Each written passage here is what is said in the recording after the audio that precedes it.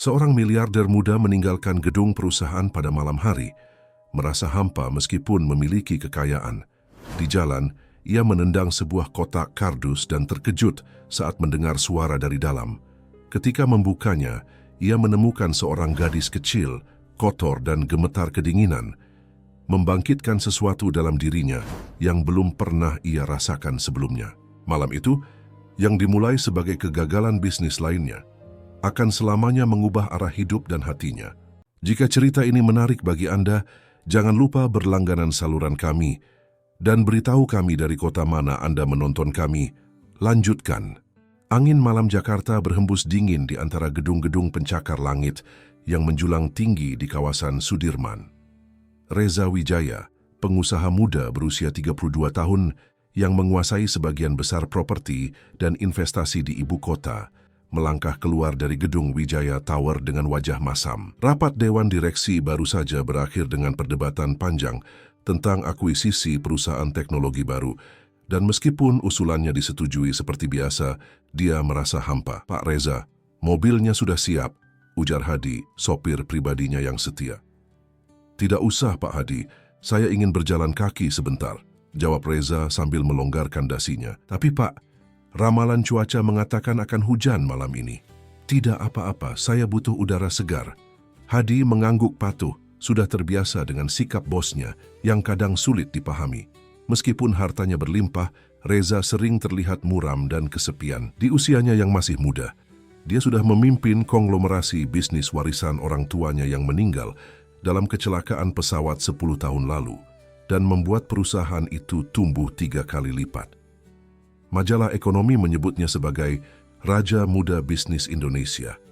Tapi di balik kesuksesan itu, Reza merasa hidupnya kosong. Langkahnya membawa Reza meninggalkan kemewahan Central Business District menuju area Tanah Abang yang lebih ramai dan beragam. Toko-toko mulai tutup, pedagang kaki lima membereskan dagangan mereka. Hujan mulai turun rintik-rintik membuat jalanan semakin sepi. Reza terus berjalan, menikmati sensasi tetesan air di wajahnya, seolah bisa membasuh kegundahan hatinya. Ketika hujan semakin deras, Reza terpaksa berteduh di bawah atap sebuah toko yang sudah tutup. Matanya menangkap sebuah kardus besar di sudut gang sempit di samping toko. Entah mengapa, kardus itu menarik perhatiannya. Mungkin bentuknya yang tidak biasa, atau posisinya yang terlindung dari hujan di bawah lekukan tembok. Mungkin sampah dari toko, pikirnya. Tapi ketika angin kencang menggoyangkan kardus itu, Reza mendengar suara yang membuatnya tertegun. Suara itu lemah, nyaris tak terdengar di tengah derasnya hujan, tapi jelas bukan suara kucing atau binatang lainnya. Didorong rasa penasaran, Reza mendekati kardus itu dan membukanya perlahan.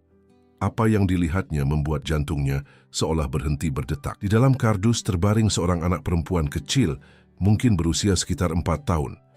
Dengan tubuh kurus, pakaian lusuh, dan bibir membiru kedinginan.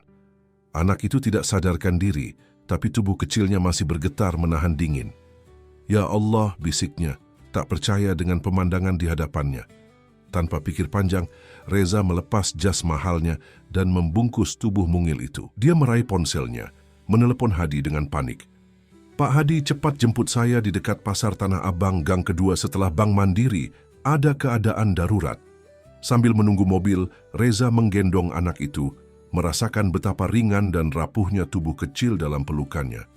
Dia tidak pernah merasa sepanik ini seumur hidupnya. Bahkan ketika menghadapi krisis finansial global atau negosiasi miliaran rupiah, jantungnya tidak pernah berdetak secepat ini. "Bertahanlah adik kecil," bisiknya, meski tahu anak itu tidak bisa mendengarnya. Dalam waktu 5 menit yang terasa seperti selamanya, mobil Lexus hitam Reza berhenti di depan gang. Hadi, yang sudah bekerja pada keluarga Wijaya selama 20 tahun, tidak bisa menyembunyikan keterkejutannya melihat bosnya yang selalu rapi dan berwibawa kini basah kuyup dengan seorang anak kotor dalam gendongannya. "Rumah sakit Menteng. Sekarang," perintah Reza sambil masuk ke mobil, masih mendekap erat tubuh anak itu. "Baik, Pak." Hadi memacu mobilnya menembus hujan Jakarta yang semakin deras. Di sepanjang perjalanan, Reza tidak melepaskan pandangannya dari wajah pucat anak itu. Ada sesuatu yang membuat hatinya tergerak, sesuatu yang tidak pernah dia rasakan sebelumnya. Selama ini hidupnya hanya berputar di sekitar angka-angka grafik dan kesuksesan bisnis. Tapi malam ini nyawa rapuh dalam pelukannya membuat semua itu terasa tidak berarti. Siapa yang tega meninggalkan anak sekecil ini sendirian? Gumamnya marah. Mungkin orang tuanya tidak mampu merawatnya, Pak, jawab Hadi pelan, matanya fokus pada jalanan licin di depan. Reza terdiam. Kemiskinan bukan hal asing di Jakarta, tapi melihat dampaknya secara langsung seperti ini membuat hatinya terguncang. Selama ini, dia hidup dalam gelembung kemewahan, jauh dari realitas pahit yang dihadapi sebagian besar penduduk kota. Setibanya di Rumah Sakit Menteng, salah satu rumah sakit swasta terbaik di Jakarta, Reza langsung membawa anak itu ke unit gawat darurat. Para staf rumah sakit yang mengenali Reza sebagai salah satu donatur terbesar langsung bergerak cepat. Saya menemukannya di dalam kardus, tidak sadarkan diri, jelas Reza kepada dokter jaga. Dr. Ratna, dokter senior di UGD, segera memeriksa kondisi anak itu. Hipotermia dan malnutrisi akut, diagnosisnya. Kita perlu menghangatkan tubuhnya secara perlahan dan memberikan cairan melalui infus. Anak ini sudah lama tidak mendapatkan makanan yang cukup. Lakukan apapun yang diperlukan, dokter. Saya yang akan menanggung semua biayanya, ujar Reza tegas. Sementara tim medis menangani anak itu, seorang perawat mendekati Reza dengan formulir pendaftaran. Maaf, Pak, kami perlu data pasien. Siapa nama anak ini? Reza terdiam. Dia bahkan tidak tahu nama anak itu. Saya tidak tahu. Saya menemukannya tadi. Perawat itu mengangguk paham. Baiklah, untuk sementara kita isi dengan pasien anonim. Apa hubungan Bapak dengan anak ini? Pertanyaan sederhana itu membuat Reza bingung. Apa hubungannya dengan anak ini? Dia hanya orang asing yang kebetulan menemukan anak malang ini di jalanan. Tapi entah mengapa, dia merasa ada tanggung jawab yang tidak bisa diabaikan. Saya yang menemukannya dan saya yang akan bertanggung jawab atas perawatannya, jawab Reza akhirnya. Baik, Pak, kami akan menghubungi dinas sosial untuk kasus seperti ini. Biasanya mereka akan mencari keluarga anak dan jika tidak ditemukan, anak akan ditempatkan di panti asuhan sementara. Kata-kata perawat itu menusuk hati Reza. Panti asuhan, tempat anak-anak tanpa keluarga, tempat yang mungkin bersih dan aman, tapi tetap bukan rumah sejati dengan kasih sayang orang tua. Bayangan anak kecil itu terbangun di tempat asing, dikelilingi orang-orang asing, membuat Reza gelisah. Dr. Ratna kembali menemui Reza setelah beberapa saat. Kami sudah menstabilkan kondisinya. Dia mengalami dehidrasi parah selain hipotermia dan malnutrisi. Kami perlu memantaunya selama beberapa hari di sini. Apakah dia akan baik-baik saja? Tanya Reza cemas.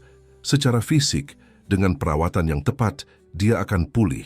Tapi trauma psikologis yang dialaminya, itu butuh waktu dan perhatian khusus. Reza mengangguk pelan. Bolehkah saya melihatnya? Dr. Ratna mengantarnya ke ruang perawatan khusus anak. Di atas ranjang putih yang terlihat terlalu besar untuk tubuh kecilnya, anak itu terbaring dengan selang infus dan selimut hangat. Wajahnya masih pucat, tapi bibirnya tidak lagi membiru. Reza duduk di samping ranjang, menatap wajah polos yang telah mengubah malamnya dan mungkin hidupnya. Tanpa sadar, tangannya bergerak menyentuh jemari kecil anak itu, dan ketika jemari mungil itu secara refleks menggenggam jarinya, Reza merasakan sesuatu pecah dalam dirinya. Air mata yang telah lama tidak pernah jatuh, kini mengalir di pipinya. Apa yang harus saya lakukan? Bisiknya pada diri sendiri. Pertanyaan itu menggema dalam keheningan ruangan tanpa jawaban. Tapi dalam hatinya, Reza mulai merasakan dorongan kuat untuk melindungi anak ini. Dorongan yang tidak pernah dia rasakan sebelumnya. Dan malam itu, di ruang rumah sakit yang steril, seorang pengusaha sukses yang selama ini hanya mengejar kekayaan dan kekuasaan, mulai menemukan sesuatu yang jauh lebih berharga, makna hidup yang sesungguhnya. Pagi menjelang di kamar VIP Rumah Sakit Menteng. Reza terbangun dari tidur singkatnya di sofa dengan leher kaku dan punggung pegal. Dia melirik jam tangannya. Pukul 6 pagi. Selama 8 jam terakhir, dia tidak meninggalkan ruangan. Menolak pulang meski Hadi berkali-kali mengingatkannya tentang jadwal meeting penting hari ini. Matanya beralih ke ranjang tempat gadis kecil itu masih tertidur. Wajahnya sudah tidak sepucat semalam, dan deru napasnya lebih teratur. Reza berdiri meregangkan tubuhnya yang kaku, lalu berjalan ke jendela. Jakarta mulai bergerak menyambut pagi. Kemacetan sudah mulai terlihat dari lantai 7 rumah sakit ini. Pintu ruangan terbuka perlahan. Seorang perawat masuk untuk memeriksa kondisi pasien dan mengganti cairan infus. "Selamat pagi, Pak Reza," sapanya ramah. "Bapak tidak pulang semalam?" Reza menggeleng. "Bagaimana keadaannya?" "Jauh lebih baik. Suhu tubuhnya sudah normal dan detak jantungnya stabil. Dr. Ratna akan datang sekitar pukul 8 untuk pemeriksaan lebih lanjut." Setelah perawat pergi, Reza memeriksa ponselnya. 15 panggilan tak terjawab dari asistennya Anita, dan belasan pesan tentang rapat direksi pukul 9 pagi ini. Dia mengetik pesan singkat, "Batalkan semua jadwal hari ini. Ada urusan penting. Minta Pak Surya untuk memimpin rapat." Setelah ragu sejenak, dia menambahkan, "Maaf mendadak." Tepat pukul 8, Dr. Ratna datang bersama seorang wanita berpakaian formal yang memperkenalkan diri sebagai Ibu Lestari dari Dinas Sosial Jakarta Pusat. "Selamat pagi, Pak Reza," sapa Dr. Ratna. "Saya sudah memeriksa kondisi anak ini. Kemajuannya sangat baik, tapi dia masih perlu rawat inap setidaknya 3 hari lagi." Reza mengangguk lega, lalu beralih pada Bu Lestari yang tampak ingin berbicara. "Pak Reza, saya dari Dinas Sosial. Dalam kasus anak terlantar seperti ini, kami perlu mendokumentasikan dan mencari keluarganya. Jika tidak ditemukan, kami akan menempatkannya di panti asuhan, sementara sampai ada keluarga yang mengadopsinya secara resmi." Ada ketidaksukaan yang muncul di hati Reza mendengar kata panti asuhan, meski dia tahu itu prosedur standar. "Berapa lama proses pencariannya?" tanya Reza. "Biasanya kami memberi waktu 30 hari untuk mencari keluarga kandung. Jika tidak ada yang mengklaim, anak dinyatakan sebagai anak negara dan bisa masuk daftar adopsi. Dan selama pencarian itu, dia harus tinggal di panti." Bu Lestari mengangguk. "Itu prosedur standarnya, Pak." Reza terdiam sejenak. Pikirannya berkecamuk. Bayangan anak kecil itu terbangun di tempat asing, tanpa wajah familiar yang menyambutnya, membuat hatinya sesak. Tapi apa alternatifnya? Dia tidak punya pengalaman mengasuh anak. Apartemen mewahnya di Sudirman tidak dirancang untuk anak-anak. Jadwalnya yang padat. "Bagaimana jika saya yang merawatnya untuk sementara?"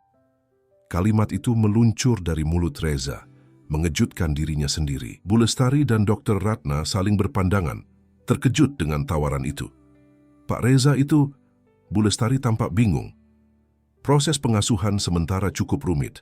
Ada banyak persyaratan, kunjungan rumah, wawancara psikologis, dan..." "Saya bersedia menjalani semua prosesnya," potong Reza tegas, "jika memang itu yang diperlukan. Tapi Pak, dengan segala hormat, Anda seorang pengusaha sibuk. Merawat anak bukan perkara mudah, apalagi anak yang mungkin mengalami trauma." Reza memandang gadis kecil yang masih tertidur. "Saya bisa mengatur waktu saya, dan saya punya sumber daya untuk memberikan perawatan terbaik untuknya." "Ini keputusan besar, Pak Reza." Dr. Ratna angkat bicara. "Mungkin Anda perlu mempertimbangkannya lebih matang." Pintu ruangan terbuka, menampilkan sosok Anita, asisten pribadi Reza, dengan wajah cemas. "Maaf mengganggu, Pak. Ada masalah di kantor yang memerlukan kehadiran Anda segera."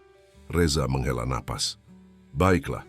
Bu Lestari, bisakah kita bicarakan ini lagi nanti? Saya serius dengan tawaran saya."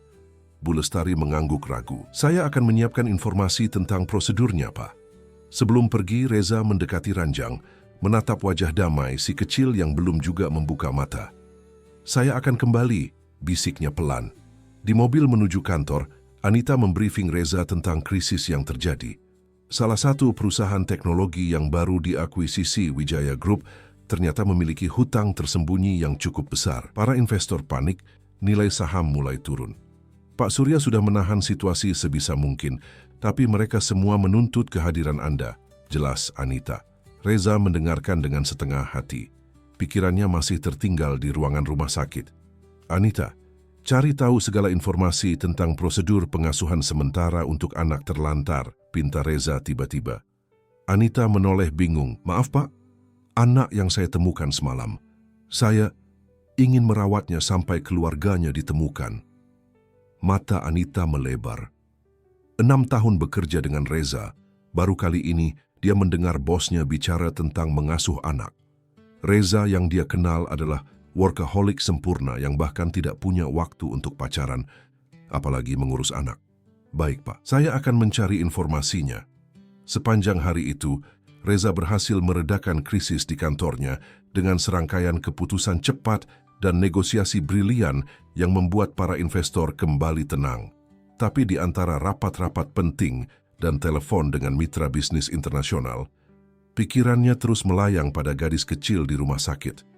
Pukul 7 malam, Reza kembali ke rumah sakit. Kali ini gadis kecil itu sudah sadar, duduk bersandar pada bantal, menatap kosong ke televisi yang menyala tanpa suara. Wajahnya masih pucat, tapi matanya, mata coklat besar yang jernih, sudah terbuka lebar. "Halo," sapa Reza lembut, merasa canggung. Dia tidak pernah berinteraksi dengan anak kecil sebelumnya. Gadis itu menoleh, menatapnya dengan pandangan waspada. Tidak ada jawaban. "Namaku Reza," dia mencoba lagi. Duduk di kursi samping ranjang. "Aku yang menemukanmu kemarin malam." Masih tidak ada jawaban, hanya tatapan penuh selidik. "Kamu pasti lapar. Mau makan sesuatu?" Reza menunjuk nampan makanan rumah sakit yang tidak tersentuh di meja samping. Bubur dan sup yang sudah dingin. Gadis kecil itu menggeleng pelan kemudian berbisik lirih, "Mama." Satu kata itu menusuk hati Reza. "Kamu ingin bertemu mamamu? Siapa nama mamamu? Di mana rumahmu?" Air mata mulai menggenang di mata besar itu, tapi tidak ada jawaban yang keluar. "Tidak apa-apa," Reza buru-buru menenangkan. "Kita akan mencari mamamu, tapi sekarang kamu perlu makan agar cepat sehat." Reza memanggil perawat untuk meminta makanan baru yang masih hangat. Ketika bubur dan sup segar datang, dia mencoba menyuapi gadis itu, tapi tangannya yang biasa menandatangani kontrak miliaran rupiah kini gemetar canggung memegang sendok kecil. Gadis itu tetap menolak makan, bibirnya terkatup rapat, matanya berkaca-kaca. "Bagaimana kalau kita main pesawat?" Reza teringat bagaimana dulu pembantunya menyuapinya saat kecil. Dia menggerakkan sendok seperti pesawat, lengkap dengan suara mesin yang dibuat-buat. Pesawat mau mendarat di bandara." Trik kekanak-kanakan itu berhasil memancing senyum tipis di wajah si kecil. Perlahan dia membuka mulutnya, menerima suapan pertama. "Pintar," puji Reza merasa bangga dengan pencapaian kecil ini. "Siapa namamu, adik cantik?" Setelah menelan bubur, gadis itu menjawab pelan, "Aisyah." "Aisyah," Reza mengulang nama itu dengan lembut. "Nama yang indah. Berapa umurmu, Aisyah?" Aisyah mengangkat 4 jarinya kecilnya. 4 tahun? Wah, sudah besar ya. Sedikit demi sedikit dengan kesabaran yang tidak pernah dia kira dimilikinya, Reza berhasil membuat Aisyah menghabiskan setengah mangkuk bubur dan beberapa sendok sup. Kemajuan kecil yang terasa begitu memuaskan. Dr. Ratna masuk untuk pemeriksaan malam, tersenyum melihat interaksi mereka. "Wah, sepertinya pasien kita sudah lebih baik," komentarnya sambil memeriksa infus Aisyah. "Dia makan sedikit," lapor Reza, terdengar seperti orang tua bangga.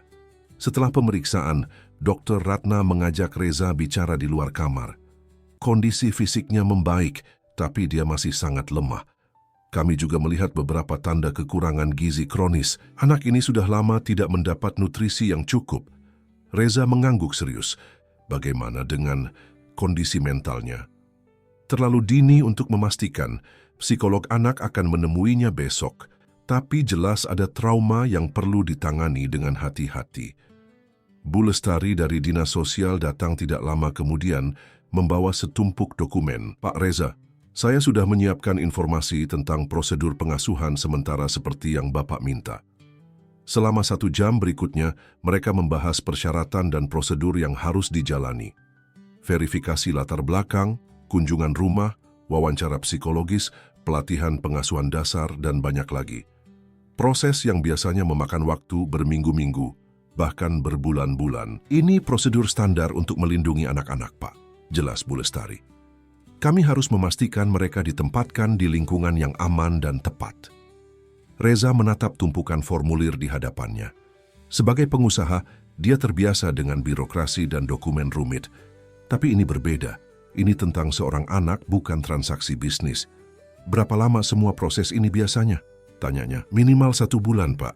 Selama itu Aisyah harus tinggal di panti asuhan. Reza menggeleng tegas. Terlalu lama. Anak itu baru saja mengalami trauma. Memindahkannya ke lingkungan asing lagi hanya akan memperburuk keadaan. Bu Lestari menghela napas. Saya mengerti keprihatinan Bapak, tapi prosedur adalah prosedur. Pasti ada jalan lain, Reza bersikeras. Otaknya berputar cepat, mencari solusi seperti saat menghadapi kebuntuan dalam negosiasi bisnis. Bagaimana dengan pengasuhan darurat? Dalam kasus-kasus khusus, pasti ada kebijakan untuk situasi mendesak. Bu Lestari tampak ragu. Ada prosedur pengasuhan darurat, tapi itu biasanya untuk kerabat terdekat atau dalam situasi di mana anak berada dalam kondisi khusus yang membutuhkan perawatan intensif di luar kemampuan panti asuhan. Reza menoleh pada Dr. Ratna. Dokter, apakah kondisi Aisyah bisa dikategorikan demikian? Dr. Ratna menimbang sejenak. Secara medis, dia memang membutuhkan perawatan khusus pasca rawat inap. Kekurangan gizi yang dialaminya perlu diet khusus dan pemantauan rutin. Belum lagi kemungkinan trauma psikologis yang membutuhkan terapi reguler. Reza mengangguk puas. Nah, saya punya akses ke perawatan medis terbaik, nutrisionis pribadi, dan psikolog anak. Saya bisa memberikan semua yang dia butuhkan. Bu Lestari masih terlihat tidak yakin, tapi Reza bisa melihat pertahanannya mulai goyah. Ini sangat tidak biasa, Pak Reza. Saya tahu, tapi situasinya juga tidak biasa. Reza menatap Bu Lestari dengan pandangan yang biasa dia gunakan untuk meyakinkan investor ragu. Saya berjanji akan mengikuti semua prosedur yang diperlukan. Anggap saja pengasuhan darurat ini sebagai solusi sementara sambil kita menyelesaikan semua persyaratan formal. Setelah diskusi panjang, akhirnya Bu Lestari setuju untuk mengajukan permohonan pengasuhan darurat. Dengan syarat Reza menandatangani berbagai pernyataan tanggung jawab dan menyetujui kunjungan pemantauan rutin dari petugas sosial. Saya akan mengurus dokumennya besok pagi, kata Bu Lestari. Tapi saya tidak bisa menjanjikan hasilnya, Pak. Terima kasih, Bu. Saya sangat menghargai bantuan Ibu. Ketika kembali ke kamar Aisyah, Reza menemukan gadis kecil itu tertidur dengan televisi masih menyala. Dengan lembut, dia mematikan TV dan merapikan selimut yang melorot. Dalam tidurnya, wajah Aisyah tampak damai, tanpa beban dan ketakutan yang terlihat saat dia terjaga. Kamu akan baik-baik saja, bisik Reza, lebih kepada dirinya sendiri. Aku janji. Malam itu Reza pulang ke apartemennya dengan perasaan campur aduk. Dia memasuki ruang tamu mewah berdesain minimalis yang selama ini menjadi tempat perlindungannya dari dunia luar. Tapi malam ini, ruangan itu terasa terlalu steril, terlalu dingin. Tidak ada kehangatan di sini, tidak ada kehidupan. Apa yang sedang kulakukan? Tanyanya pada diri sendiri sambil menjatuhkan tubuh ke sofa. Keputusannya untuk mengasuh Aisyah terasa begitu impulsif. Begitu tidak seperti dirinya yang selalu penuh perhitungan. Tapi saat dia memejamkan mata, yang muncul adalah wajah kecil Aisyah dan panggilan lirihnya akan sang ibu. Dan Reza tahu, apapun risikonya, dia tidak bisa berpaling dari tanggung jawab ini. 3 hari berlalu dengan cepat. Berkat pengaruh dan koneksi Reza, serta dukungan dari Dr. Ratna yang menekankan kebutuhan perawatan khusus untuk Aisyah, Dinas Sosial akhirnya menyetujui pengasuhan darurat. Proses yang biasanya memakan waktu berminggu-minggu diselesaikan dalam hitungan hari. Ini hanya bersifat sementara, Pak Reza, Bu Lestari mengingatkan saat menyerahkan dokumen pengasuhan darurat. Selama 3 bulan, atau sampai kami menemukan keluarganya. Selama itu, petugas sosial akan melakukan kunjungan rutin setiap minggu untuk memastikan kesejahteraan Aisyah. Reza mengangguk serius. Saya mengerti. Dan tentu saja proses pencarian keluarga kandungnya akan terus berjalan. Jika ditemukan, Aisyah harus dikembalikan. Kalimat terakhir Bu Lestari menimbulkan perasaan aneh dalam diri Reza. Campuran antara harapan bahwa Aisyah bisa bertemu keluarganya dan ketidakrelaan. Dia mengenyahkan pikiran itu. Tentu saja yang terbaik untuk Aisyah adalah kembali pada keluarganya. Hari ini adalah hari kepulangan Aisyah dari rumah sakit dan juga hari pertamanya tinggal di apartemen Reza. Sepanjang pagi, Reza mondar-mandir di rumah sakit, menunggu proses administrasi selesai, sementara pikirannya dipenuhi kekhawatiran. Apartemen saya tidak dirancang untuk anak-anak, katanya pada Dr. Ratna yang datang melakukan pemeriksaan terakhir. Banyak sudut tajam, tangga tanpa pengaman, barang-barang yang mudah pecah. Dr. Ratna tersenyum menenangkan. Tidak perlu sempurna, Pak Reza. Yang terpenting adalah Aisyah merasa aman dan nyaman. Hal-hal lain bisa disesuaikan perlahan-lahan. Reza mengangguk, meski keraguan masih terlihat di wajahnya. Bagaimana dengan makanannya? Pakaiannya, saya tidak tahu ukurannya atau apa yang dia suka. Ini bukan ujian dengan nilai sempurna, Pak. Dr. Ratna menenangkan dengan bijak. Ini proses belajar. Anda akan belajar mengenalnya, dan dia akan belajar mengenal Anda. Setelah semua dokumen ditandatangani dan instruksi medis diberikan, tibalah saatnya untuk pulang. Aisyah masih lemah tapi sudah jauh lebih baik dari hari pertama. Duduk di tepi ranjang dengan baju rumah sakit yang kebesaran. Di tangannya ada boneka beruang kecil, pemberian dari perawat yang sudah menemaninya selama perawatan. Aisyah, Reza berjongkok di depannya, berusaha terdengar ceria. Hari ini kita pulang.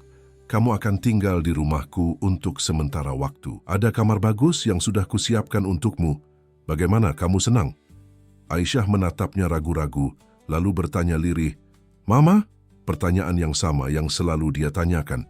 Reza menghela napas, berusaha menjelaskan dengan lembut, "Kita sedang mencari mamamu, sayang. Orang-orang baik sedang membantu mencarinya, tapi sementara itu, kamu akan tinggal bersamaku. Aku akan menjagamu sampai mamamu ditemukan." Mata besar Aisyah berkaca-kaca, tapi dia mengangguk pelan. Reza menawarkan tangannya, dan setelah ragu sejenak, Aisyah menyambut uluran tangan itu dengan jemari mungilnya. Di lobi rumah sakit, Hadi sudah menunggu dengan mobil. Mata sopir setia itu melebar melihat Reza menggandeng seorang anak kecil.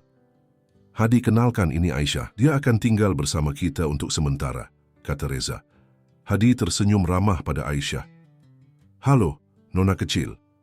Aisyah bersembunyi di belakang kaki Reza, mengintip takut-takut. "Dia masih malu," Reza menjelaskan, mengangkat Aisyah ke dalam gendongannya. "Ayo pulang." Perjalanan ke apartemen di kawasan Sudirman berlangsung dalam keheningan yang canggung. Reza tidak tahu bagaimana memulai percakapan dengan anak 4 tahun, sementara Aisyah terlalu takut untuk bicara. Gadis kecil itu hanya menatap keluar jendela, terpesona oleh pemandangan gedung-gedung tinggi dan keramaian Jakarta. Ketika mobil memasuki basement apartemen mewah Sky Tower, Aisyah semakin menempel pada Reza, menggenggam erat ujung jasnya. "Tidak apa-apa," Reza menenangkan. "Ini tempat tinggalku. Kita akan naik lift ke atas ke rumahku." Mereka menaiki lift privat yang langsung menuju ke penthouse Reza di lantai 45. Selama perjalanan naik, Aisyah menatap takjub lampu-lampu lift yang berkedip dan angka yang terus bertambah di layar digital. "Tinggi sekali," bisiknya, akhirnya mengeluarkan suara. Reza tersenyum. "Ya, sangat tinggi. Dari jendela kamarmu nanti, kamu bisa melihat seluruh kota Jakarta." Pintu lift terbuka langsung ke ruang depan apartemen. Aisyah terkesiap melihat ruangan luas dengan langit-langit tinggi, jendela kaca dari lantai hingga atap yang menampilkan pemandangan kota, dan furnitur modern yang tampak mahal. "Ini rumahmu?" tanyanya tidak percaya. "Sekarang ini juga rumahmu," jawab Reza, menurunkan Aisyah dari gendongannya. Dengan langkah ragu-ragu, Aisyah mengikuti Reza yang memperkenalkan berbagai ruangan.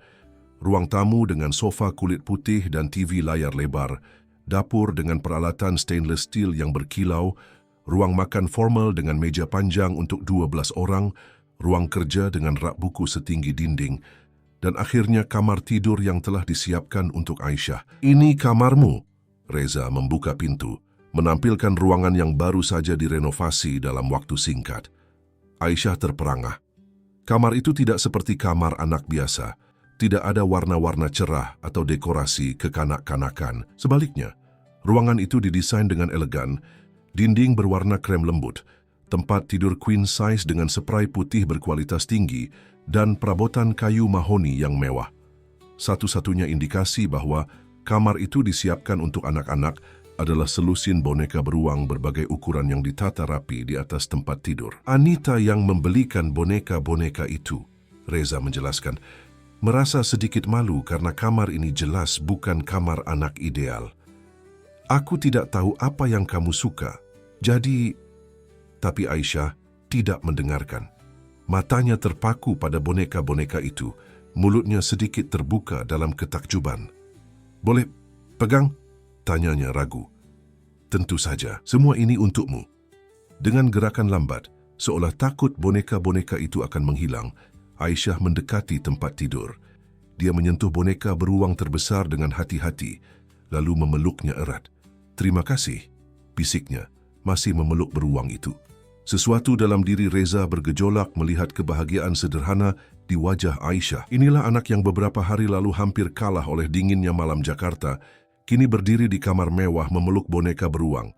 Kontras yang begitu tajam, begitu mengharukan. "Kamu pasti lapar," kata Reza, mencoba mengendalikan emosinya. "Ayo kita lihat apa yang bisa kita makan." Di dapur, Reza menghadapi kenyataan pahit. Dia tidak pernah memasak, bahkan untuk dirinya sendiri. Selama ini, makanannya selalu disiapkan oleh juru masak di kantor atau dipesan dari restoran mewah. "Apa yang kamu suka makan, Aisyah?" Aisyah, yang masih memeluk beruang barunya, mengangkat bahu kecilnya. "Apa saja?" Reza membuka kulkas yang hampir kosong. Hanya ada beberapa botol air mineral, jus kemasan, dan buah-buahan. Dia mengambil ponselnya, menghubungi Anita. "Anita, tolong pesankan makanan untuk makan siang. Sesuatu yang cocok untuk anak-anak." 30 menit kemudian, pesanan mereka tiba. Nasi goreng spesial, ayam goreng, sup, dan es krim untuk pencuci mulut. Reza dan Aisyah duduk di meja makan besar yang biasanya hanya digunakan Reza untuk meletakkan dokumen-dokumen kerja. "Cobalah." Reza mendorong piring nasi goreng ke arah Aisyah. Aisyah menatap makanan di hadapannya dengan mata berbinar. Tapi alih-alih mulai makan, dia justru menangkupkan kedua tangan mungilnya. "Terima kasih Tuhan untuk makanan ini," doanya singkat sebelum mulai makan dengan lahap. Reza terdiam, tersentuh oleh doa sederhana itu. Sudah berapa lama dia tidak berdoa sebelum makan? Mungkin sejak kecil, saat orang tuanya masih hidup. Saat makan, Aisyah mulai sedikit terbuka.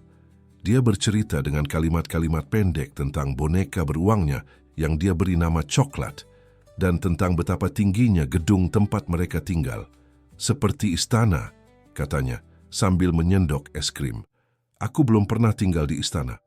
"Di mana kamu tinggal sebelumnya, Aisyah?" tanya Reza hati-hati. Wajah Aisyah meredup. "Dengan Mama, di sana." Dia menunjuk ke arah jendela ke kejauhan. "Di mana tepatnya? Apa kamu ingat alamatnya?" Aisyah menggeleng. "Di kolong jembatan, kadang-kadang di taman, kadang-kadang di dekat pasar." Jawaban polos itu seperti pukulan telak bagi Reza. Anak ini tidak punya rumah tetap. Dia dan ibunya tinggal di jalanan, tidur di mana saja mereka bisa berlindung. "Bagaimana dengan papamu? Apa kamu tinggal juga dengan papa?"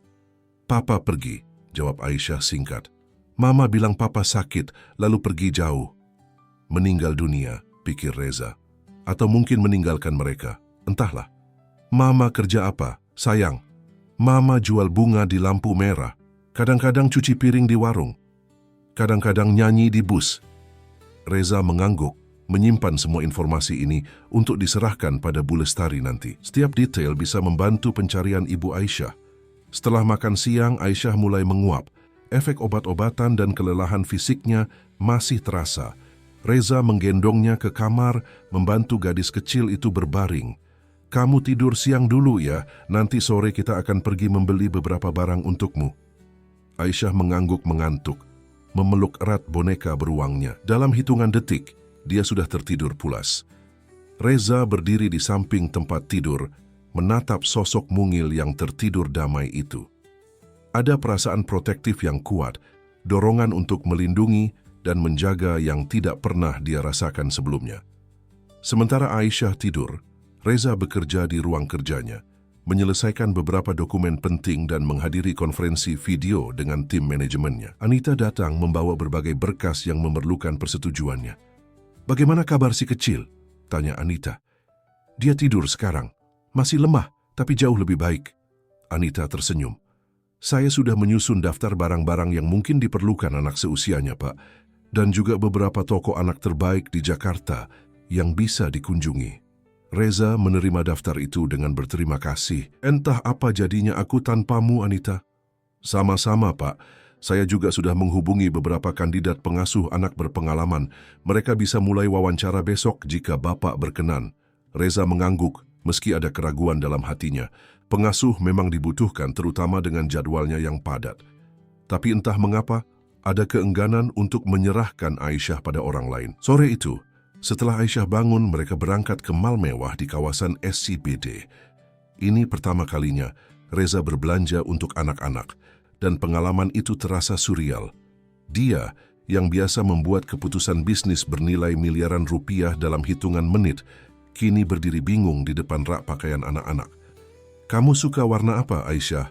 tanyanya, memandang deretan gaun kecil dalam berbagai warna. "Pink," jawab Aisyah malu-malu. Dengan bantuan pramuniaga yang berpengalaman, mereka memilih berbagai pakaian, sepatu, aksesori rambut, dan kebutuhan lain untuk Aisyah. Gadis kecil itu tampak tidak percaya dengan semua barang yang dipilihkan untuknya. "Ini semua untukku?" tanyanya berkali-kali, seolah takut ada kesalahpahaman. "Ya, semuanya untukmu," Reza meyakinkan, tersentuh oleh ketidakpercayaan Aisyah. Ketika pramuniaga meminta Aisyah mencoba salah satu gaun kecil berwarna pink dengan pita di pinggang, gadis itu keluar dari ruang ganti dengan wajah berseri-seri. Dia berputar pelan, membuat rok gaun itu sedikit mengembang. "Cantik sekali," puji Reza tulus. Aisyah tersenyum malu lalu bertanya pelan, "Apa Mama akan menyukainya?" Pertanyaan itu menusuk hati Reza.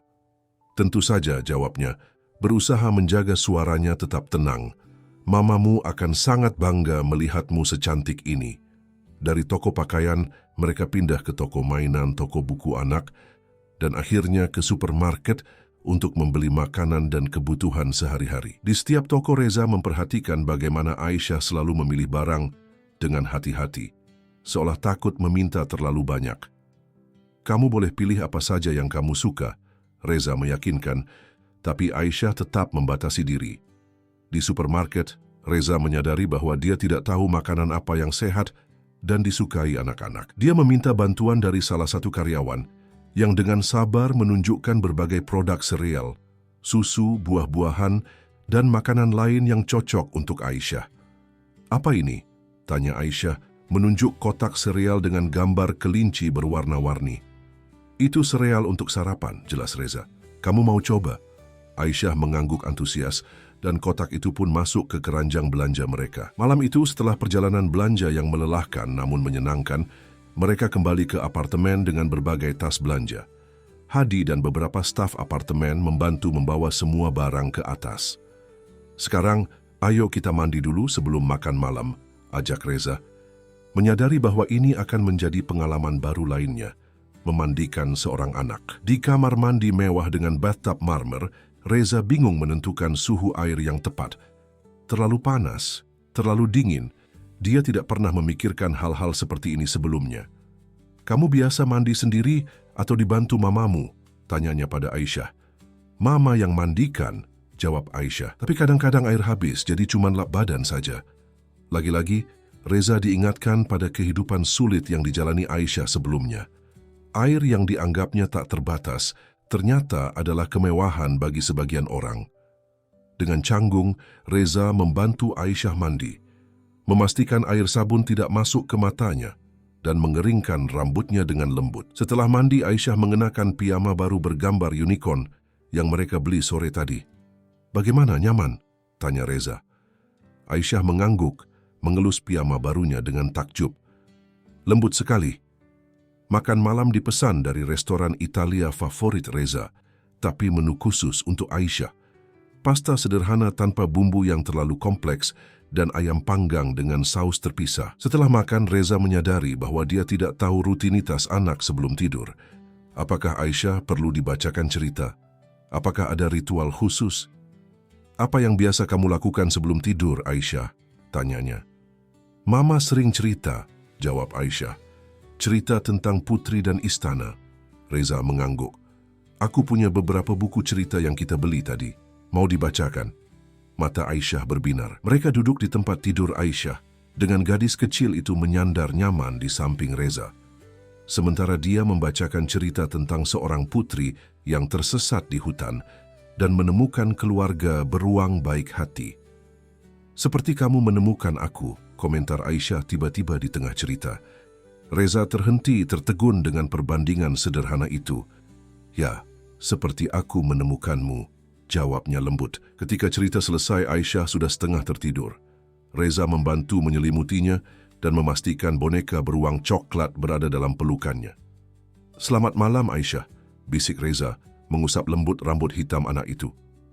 "Malam, Om Reza," balas Aisyah mengantuk. "Terima kasih sudah menemukanku." Kata-kata sederhana itu meresap jauh ke dalam hati Reza. Dia berdiri di ambang pintu, menatap sosok kecil yang sudah tertidur pulas di tengah tempat tidur besar itu. Dalam waktu singkat, kehadiran Aisyah telah mengubah hidupnya, mengisi kekosongan yang bahkan tidak disadarinya ada. Malam itu, sebelum tidur, Reza menelepon detektif swasta terpercaya yang biasa digunakannya untuk investigasi bisnis. "Pak Denny, saya punya tugas penting untuk Anda," kata Reza serius. "Saya perlu mencari seorang wanita tunawisma dengan anak perempuan bernama Aisyah. Mereka terpisah sekitar 4 hari yang lalu di sekitar Tanah Abang. Anak itu sekarang bersama saya, tapi ibunya masih hilang." "Akan saya lakukan dengan segera, Pak Reza," jawab Denny. "Apa ada petunjuk lain?" "Anak itu bilang ibunya menjual bunga di lampu merah, kadang mencuci piring di warung, atau menyanyi di bus. Mereka tidak punya tempat tinggal tetap. Biasanya tidur di kolong jembatan, taman, atau dekat pasar. Itu saja yang saya tahu untuk saat ini." "Baik, Pak, saya akan mulai pencarian besok pagi." Setelah menutup telepon, Reza berdiri di depan jendela besar apartemennya, menatap gemerlap Jakarta di malam hari. Di suatu tempat di luar sana, seorang ibu mungkin sedang putus asa mencari anaknya. Ibu yang berjuang sendirian melawan kerasnya hidup, yang kini kehilangan harta paling berharganya. "Aku akan menemukanmu," bisik Reza pada kota yang tak pernah tidur di bawahnya. "Aku janji." 2 minggu berlalu dengan cepat. Kehidupan Reza yang dulu teratur dan terprediksi kini berubah total dengan kehadiran Aisyah. Pagi-pagi sekali, saat matahari bahkan belum terbit, Reza sudah terbangun oleh suara langkah-langkah kecil yang berlari ke kamarnya. "Om Reza, bangun!" Aisyah melompat ke tempat tidur king size Reza, membuat pria itu tersentak dari tidurnya. "Aisyah, ini masih sangat pagi," keluh Reza, mengintip jam digital di samping tempat tidurnya. 5.30, tapi matahari sudah mau bangun. Aisyah bersikeras, menarik-narik selimut Reza. "Ayo buat sereal." Dengan mata setengah terpejam, Reza bangkit dari tempat tidur. Rutinitas baru ini masih terasa asing, tapi dia tidak bisa menolak antusiasme Aisyah. Gadis kecil itu sudah jauh berbeda dari sosok lemah yang ditemukannya 2 minggu lalu. Pipinya kini lebih berisi, matanya bersinar penuh kehidupan, dan senyumnya, senyum yang awalnya sangat jarang muncul, kini sering menghiasi wajahnya. Di dapur, Reza mengawasi Aisyah yang dengan bangga menuangkan sereal ke dalam mangkuk. Ini adalah keterampilan baru yang dipelajarinya, dan gadis kecil itu selalu bersemangat menunjukkannya. "Pelan-pelan, nanti tumpah," Reza memperingatkan ketika Aisyah mulai menuangkan susu. "Lihat Om, aku bisa sendiri." Aisyah tersenyum lebar ketika berhasil menuangkan susu tanpa menumpahkannya. "Pintar sekali," puji Reza, mengacak lembut rambut Aisyah. Sambil menikmati sarapan, Reza memeriksa ponselnya.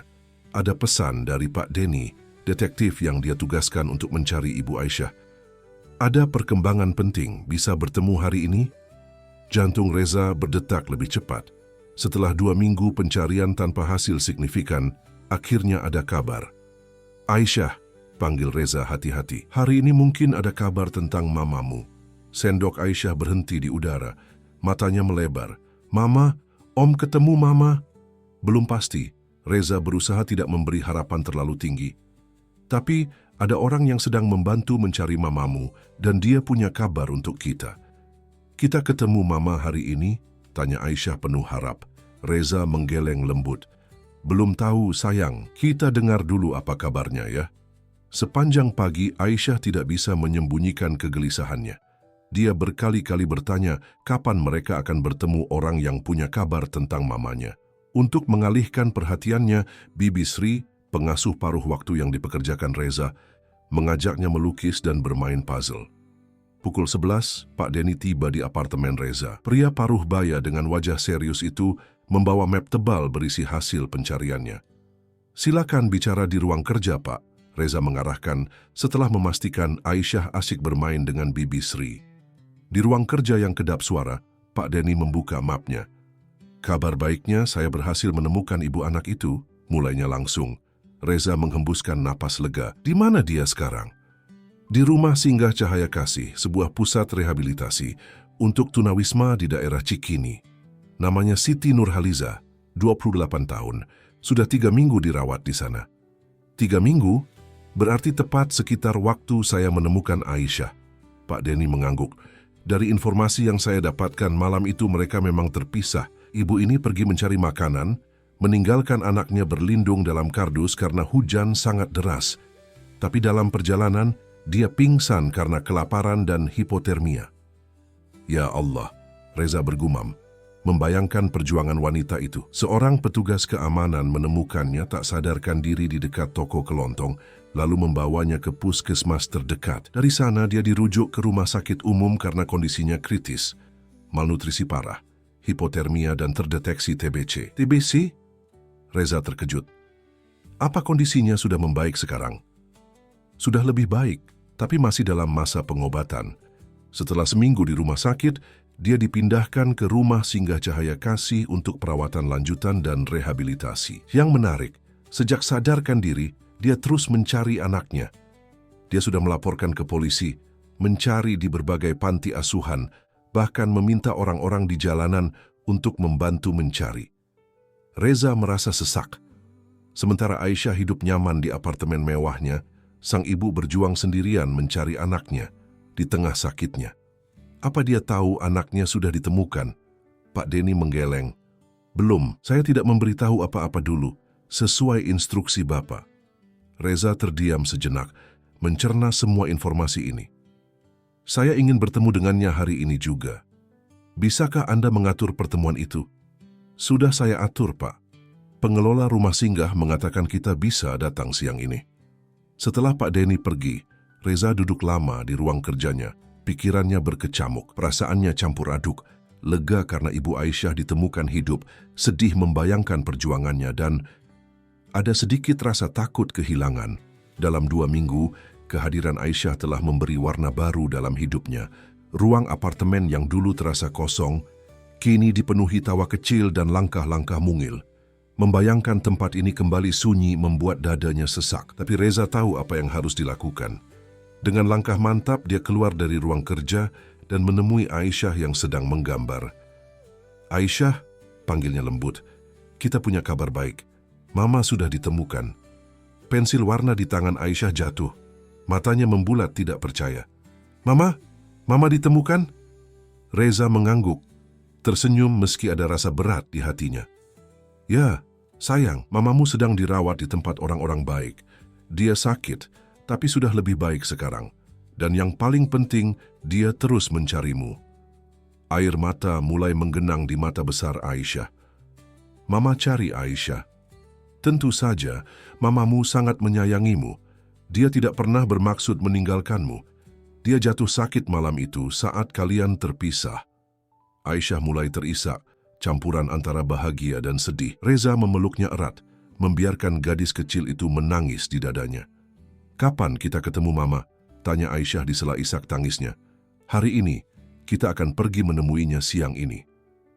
Setelah makan siang, yang hampir tidak disentuh Aisyah karena terlalu bersemangat, mereka bersiap-siap. Gadis kecil itu bersikeras mengenakan gaun pink favoritnya, hadiah dari Reza, dan meminta Bibi Sri mengikat rambutnya dengan pita yang senada. "Aku mau cantik untuk Mama," jelasnya serius. Perjalanan ke rumah singgah Cahaya Kasih di daerah Cikini memakan waktu hampir 1 jam karena macet Jakarta yang tidak kenal ampun. Sepanjang jalan, Aisyah tidak berhenti berbicara, menceritakan semua hal yang ingin dia sampaikan pada mamanya. Tentang apartemen tinggi, tentang boneka beruang coklat, tentang sereal dengan susu, dan tentu saja tentang Om Reza yang baik sekali. "Om Reza juga ikut tinggal dengan kita dan Mama nanti?" tanya Aisyah polos. Pertanyaan itu membuat Reza terdiam. Bagaimana menjelaskan pada anak 4 tahun bahwa setelah bertemu ibunya, dia mungkin tidak akan tinggal bersama Reza lagi? Kita lihat nanti, ya, jawab Reza akhirnya, memilih untuk tidak membebani Aisyah dengan kenyataan yang rumit. Rumah singgah Cahaya Kasih adalah bangunan 2 lantai sederhana, namun terawat, dikelilingi taman kecil dengan beberapa bangku kayu. Tempat ini dikelola oleh sebuah yayasan sosial untuk membantu rehabilitasi tunawisma, terutama yang memiliki masalah kesehatan. Seorang wanita setengah baya menyambut mereka di lobi. "Bapak pasti Pak Reza Wijaya," sapanya ramah. "Saya Ibu Marni, pengelola rumah singgah ini. Pak Denny sudah menjelaskan situasinya pada kami." "Terima kasih sudah mengizinkan kami datang, Bu," balas Reza. "Ini Aisyah." Ibu Marni berlutut menyamakan tinggi dengan Aisyah. "Halo Aisyah yang cantik, kamu pasti senang sekali akan bertemu mamamu, ya?" Aisyah mengangguk malu-malu, bersembunyi di belakang kaki Reza. "Bagaimana kondisi ibunya sekarang?" tanya Reza. "Kondisinya stabil tapi masih lemah. Dia dalam masa pengobatan TBC, jadi masih perlu banyak istirahat. Tapi secara mental, kabar tentang kedatangan Aisyah hari ini telah memberinya kekuatan baru. Dia bahkan bangun lebih pagi untuk merapikan diri dan kamarnya. Dia sudah tahu Aisyah akan datang." "Ya, kami memberitahunya tadi pagi setelah Pak Denny menghubungi. Tapi kami tidak menjelaskan detail tentang Bapak, hanya bahwa anaknya telah ditemukan dan diasuh oleh orang baik." Ibu Marni mengantarkan mereka ke sebuah ruangan kecil dengan 2 tempat tidur, meski hanya 1 yang terpakai. Seorang wanita muda kurus duduk di tepi tempat tidur, menyisir rambutnya dengan tangan yang sedikit gemetar. Wajahnya tirus dengan kulit pucat, tapi ada kecantikan natural yang tidak bisa disembunyikan oleh kondisi fisiknya yang lemah. "Siti," panggil Ibu Marni lembut, "ada yang ingin bertemu denganmu." Wanita itu menoleh, dan matanya langsung tertuju pada sosok kecil yang bersembunyi di belakang Reza. Untuk sesaat waktu seolah berhenti. Tidak ada yang bergerak, tidak ada yang bersuara. "Aisyah?" Suara wanita itu bergetar seolah takut apa yang dilihatnya hanya ilusi. "Mama?" Aisyah melangkah maju perlahan, melepaskan genggamannya pada celana Reza. "Ya Allah, Aisyah." Siti membuka tangannya lebar, dan dalam sekejap, Aisyah berlari, melompat ke pelukan ibunya.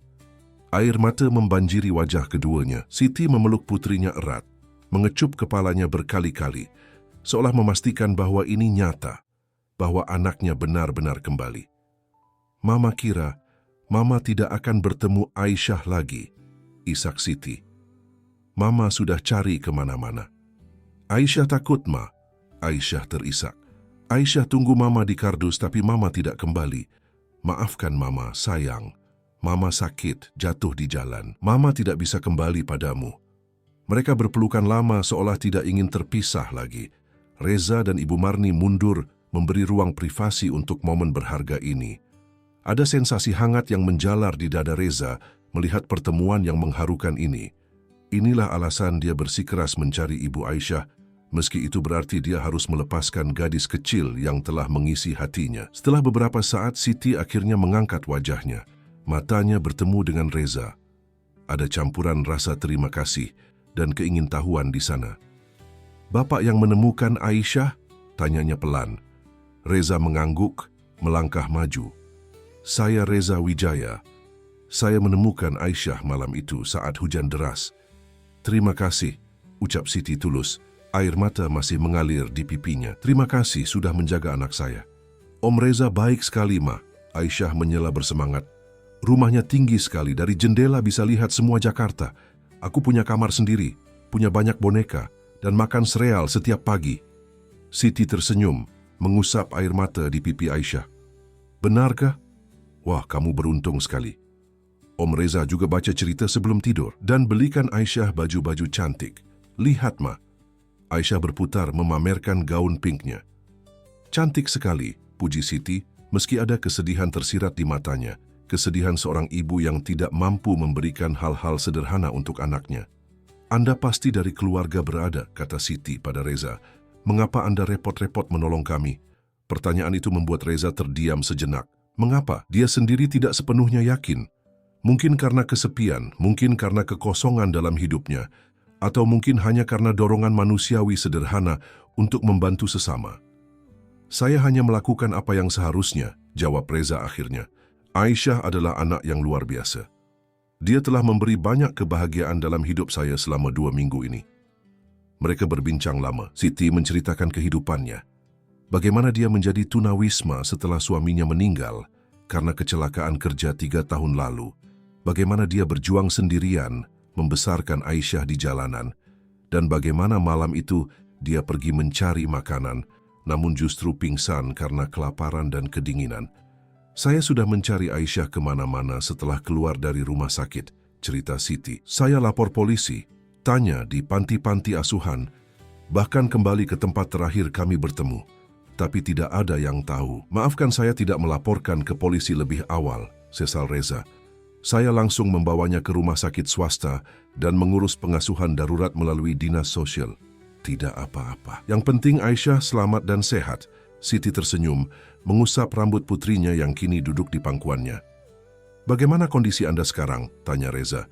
Sudah lebih baik, tapi dokter bilang saya masih perlu pengobatan 6 bulan untuk TBC-nya. Rumah singgah ini berbaik hati memberi saya tempat tinggal sementara. Dan setelah itu, Siti terdiam, jelas tidak memiliki jawaban pasti untuk masa depannya. Ma, nanti kita tinggal di rumah Om Reza saja ya. Aisyah bersuara tiba-tiba, membuat kedua orang dewasa itu terkejut. Kamarnya luas, ada TV besar dan dapurnya bagus. Siti tersenyum canggung. Sayang, kita tidak bisa merepotkan Om Reza terus. Beliau sudah sangat baik menolong kita. Tapi, saya punya ide. Reza memotong. Ide tiba-tiba muncul di kepalanya. Bagaimana jika saya membantu mencari tempat tinggal untuk kalian? Sebuah apartemen kecil yang nyaman cukup untuk kalian berdua. Mata Siti melebar. Pak Reza, itu terlalu banyak. Anda sudah cukup membantu dengan merawat Aisyah selama ini.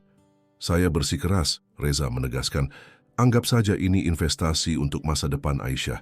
Dia anak yang cerdas dan penuh potensi. Dengan lingkungan yang tepat, pendidikan yang baik, dia bisa menjadi apa saja yang dia impikan. Air mata kembali menggenang di mata Siti. Saya tidak tahu bagaimana membalas kebaikan Anda. Dengan memastikan Aisyah tumbuh bahagia dan sehat, jawab Reza sederhana. Dan mungkin mengizinkan saya tetap menjadi bagian dari hidupnya? Kalimat terakhir itu meluncur tanpa direncanakan. Reza sendiri terkejut dengan permintaannya, tapi memang itulah yang dia inginkan. Tetap bisa melihat Aisyah tumbuh, tetap bisa mendengar tawanya, tetap bisa menjadi bagian dari hidupnya meski dalam peran yang berbeda. Tentu saja, jawab Siti tanpa ragu. Anda telah menjadi penyelamat kami. Anda akan selalu menjadi bagian penting dalam hidup kami. Setelah pertemuan yang mengharukan itu, Reza berjanji akan kembali besok. Meski berat, dia harus meninggalkan Aisyah bersama ibunya di rumah singgah, tempat yang jauh dari kemewahan apartemennya, tapi dipenuhi kasih sayang yang tidak tergantikan. Aisyah tinggal dulu dengan mama di sini. Ya, jelasnya pada gadis kecil itu. Om Reza akan datang lagi besok. Dan segera kalian akan punya rumah baru yang bagus. Janji? Aisyah mengacungkan jari kelingkingnya. Janji. Reza mengaitkan kelingkingnya pada kelingking mungil itu, sebuah ritual yang diajarkan Aisyah padanya beberapa hari lalu. Dalam perjalanan pulang, apartemen Reza yang dulu terasa seperti istana kini tampak kosong dan dingin. Tidak ada lagi langkah-langkah kecil berlarian. Tidak ada lagi tawa renyah. Tidak ada lagi pertanyaan-pertanyaan polos yang membuat Reza tersenyum. Tapi alih-alih larut dalam kesedihan, Reza memanggil Anita dan tim propertinya. Dia punya misi baru, menemukan apartemen yang sempurna untuk Siti dan Aisyah, tempat yang aman, nyaman, dan dekat dengan fasilitas pendidikan serta kesehatan. Cari beberapa pilihan apartemen 2 kamar tidur di daerah yang aman, instruksinya pada Anita. Dekat dengan sekolah dasar bagus, rumah sakit, dan taman. Budget tidak masalah, tapi jangan terlalu mewah. Saya ingin tempat yang nyaman dan fungsional, bukan mencolok. Baik, Pak. Kapan Bapak ingin melihat pilihannya? Besok, jawab Reza tegas. Saya ingin mereka pindah secepatnya. Malam itu, Reza tidak bisa tidur. Dia berkeliling apartemennya, menatap barang-barang Aisyah yang tersebar di berbagai sudut. Krayon di meja makan, buku cerita di sofa, boneka kecil di rak TV. 2 minggu yang singkat, tapi jejak kehadiran Aisyah begitu kuat. Ketika melewati kamar Aisyah, Reza tidak bisa menahan diri untuk masuk. Boneka-boneka tertata rapi di tempat tidur yang sudah dirapikan Bibi Sri. Di meja kecil, ada gambar buatan Aisyah. Gambar 3 orang. Satu tinggi bertuliskan Om Reza. Satu kecil bertuliskan Aisyah. Dan satu lagi bertuliskan Mama. Mereka digambar bergandengan tangan, dengan senyum lebar di wajah mereka. Di atas gambar itu, dengan tulisan tidak rapi khas anak kecil tertulis, "Keluargaku." Air mata Reza menetes tanpa disadari. Dalam pikiran polos Aisyah, mereka adalah keluarga. Bukan kebetulan belaka, bukan sekedar penolong dan yang ditolong, tapi keluarga. Keluarga, bisik Reza, meresapi kata yang selama ini terasa asing baginya. Sejak kematian orang tuanya 10 tahun lalu, dia tidak pernah benar-benar memiliki keluarga. Hidupnya berputar di sekitar bisnis, akuisisi, dan pencapaian material. Tapi kini, ada kesempatan untuk menjadi bagian dari sebuah keluarga lagi, meski bukan dalam arti konvensional. Dia bisa menjadi paman bagi Aisyah, pendukung bagi Siti, dan mungkin itu cukup untuk mengisi kekosongan dalam hidupnya. Dengan resolusi baru, Reza kembali ke kamarnya dan mulai menulis ide-ide yang bermunculan di kepalanya. Bukan lagi tentang ekspansi bisnis atau akuisisi perusahaan, tapi tentang program bantuan untuk keluarga tunawisma, program pendidikan untuk anak-anak jalanan, dan pusat rehabilitasi untuk ibu tunggal yang membutuhkan. Sebuah yayasan, pikirnya. Sebuah yayasan yang bisa memberi lebih banyak keluarga seperti Siti dan Aisyah kesempatan kedua dalam hidup. Rumah Harapan, gumamnya. Mencatat nama itu di bagian atas kertasnya. Karena itulah yang dia ingin berikan. Harapan. Harapan untuk masa depan yang lebih baik. Untuk kehidupan yang lebih bermakna. Untuk keluarga yang utuh meski dalam bentuk yang tidak konvensional. Butuh waktu kurang dari seminggu bagi Reza untuk menemukan, membeli dan merenovasi sebuah apartemen 2 kamar di kawasan Tebet, area yang cukup strategis, tidak terlalu jauh dari pusat kota, namun tetap tenang dan cocok untuk keluarga. Apartemen itu tidak mewah seperti penthouse Reza, tapi nyaman, bersih, dan dilengkapi semua kebutuhan dasar. Yang lebih penting, lokasinya dekat dengan sekolah dasar berkualitas, puskesmas dan taman bermain. Semoga Ibu Siti dan Aisyah suka, kata Anita, yang telah bekerja lembur mengurus semua detail, dari membeli perabotan hingga mengatur instalasi internet. Terima kasih atas kerja kerasmu, Anita, ucap Reza tulus melihat sekeliling apartemen yang kini siap dihuni. Ini sempurna. Hari itu Reza menjemput Siti dan Aisyah dari rumah singgah. Kondisi Siti sudah jauh lebih baik, meski masih perlu mengonsumsi obat TBC secara rutin. Dokter mengizinkannya keluar, asalkan dia tetap menjalani pengobatan dan pemeriksaan berkala. "Ini rumah baru kita?" tanya Aisyah takjub saat mereka memasuki apartemen lantai 3 itu. Gadis kecil itu langsung berlari mengelilingi ruangan, mengintip setiap sudut dengan mata berbinar. "Ya, ini rumah baru kalian," jawab Reza, memperhatikan reaksi Siti yang masih berdiri terpaku di pintu masuk. "Pak Reza, ini..." Siti kehilangan kata-kata. Matanya berkaca-kaca menatap ruang tamu yang cerah dengan sofa nyaman, meja kopi kecil, dan televisi layar datar. "Silakan lihat-lihat," Reza mengajak, menggandeng tangan Siti yang masih tampak ragu. Apartemen itu terdiri dari ruang tamu, dapur kecil yang terhubung dengan ruang makan, 2 kamar tidur, dan 1 kamar mandi. Tidak ada yang mewah, tapi semuanya bersih, baru, dan tertata rapi. Kamar Aisyah didekorasi dengan wallpaper bergambar bunga-bunga kecil, tempat tidur single dengan spray pink, meja belajar mungil, dan rak untuk buku serta mainan. Semua boneka dari apartemen Reza sudah dipindahkan ke sini, termasuk si beruang coklat yang kini mendapat tempat istimewa di atas bantal. "Ini kamarku sendiri," Aisyah bertanya tidak percaya. "Ya sayang, ini kamarmu," jawab Siti. Suaranya bergetar. Kamar Siti lebih sederhana namun tetap nyaman, dengan tempat tidur queen size, lemari pakaian, dan meja rias kecil. Di sudut kamar ada rak buku yang sudah diisi beberapa novel dan buku pengembangan diri. Pilihan Anita yang berpikir Siti mungkin menikmati waktu membaca saat Aisyah di sekolah. "Pak Reza," Ini semua terlalu banyak, Siti akhirnya bersuara setelah tur singkat. Saya tidak tahu kapan bisa membalas kebaikan Anda. Tidak perlu dibalas, Reza menegaskan. Anggap saja ini investasi untuk masa depan Aisyah. Dan juga, dia berhenti sejenak. Untuk kebahagiaan saya sendiri. Mereka duduk di ruang tamu, menikmati teh hangat dan kue yang sudah disiapkan Anita sebelumnya. Aisyah berlari keluar masuk kamarnya, terus menemukan hal-hal baru yang membuatnya berseru senang. Kamar mandinya ada air panas, Ma, seru Aisyah antusias. Dan ada sikat gigi baru untuk kita. Siti tersenyum, tapi Reza bisa melihat kekhawatiran di matanya. Ada apa, Bu Siti?